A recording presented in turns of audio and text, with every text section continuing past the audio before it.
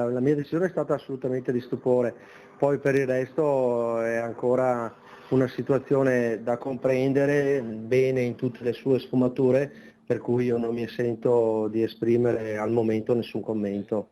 Non è un semplice no comment quello di Dimitri Coin, segretario provinciale della Lega, all'indomani della decisione di Sonia Brescaccin, la leghista trevigiana più votata dopo Zaia, di aderire al gruppo misto del Consiglio regionale e non al gruppo della Lega, un colpo di scena che potrebbe avere delle conseguenze per la diretta interessata. Coin non si sbilancia, ma dice di chi sarebbe la competenza.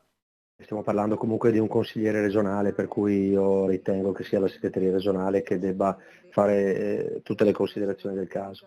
Del resto, lo statuto della Lega all'articolo 32 parla chiaro: l'adesione a gruppi diversi da quelli indicati da Lega per Salvini Premier da parte di soci eletti alla carica di parlamentare, europarlamentare, consigliere, presidente di provincia e sindaco determina la cancellazione d'ufficio del socio da tutti i libri sociali, a meno che non vi sia una preautorizzazione. Insomma, più che un'espulsione scatterebbe una scomunica late sentenze. A questo punto bisogna capire se Brescaccina abbia ricevuto nulla osta dai vertici del partito e quindi dallo stesso Stefani, oppure abbia agito in completa solitudine. Lei stessa, ospite a Focus, dice di voler rimanere in Lega, ma sembra non sciogliere la ragione profonda di quello che è comunque uno strappo. Conosco lo statuto, ho rispetto del mio partito e delle sue regole e la mia posizione non è una posizione di comodo. Io comunque potevo sedere nei banchi del gruppo della Lega e stare tranquillamente nel gruppo della Lega, quindi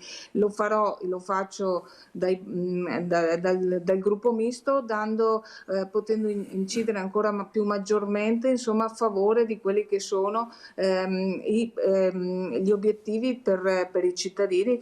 Sonia Brescaccina diventa automaticamente capogruppo del gruppo misto, che al momento ha solo lei come componente, partita dei capigruppo che al Ferrofini si apre giovedì e che vede in pole position quasi tutti i trevigiani: Szumski per Resistere, Borgia per Fratelli d'Italia, Barbisan Lega, Partito Democratico, Giovanni Manildo e poi ancora Nicolò Rocco, Uniti per Manildo, e Rossella Cendron, Liste Civiche. Amplain trevigiano dopo che la giunta ha spostato l'asse della politica regionale lungo l'asse Padova-Verona.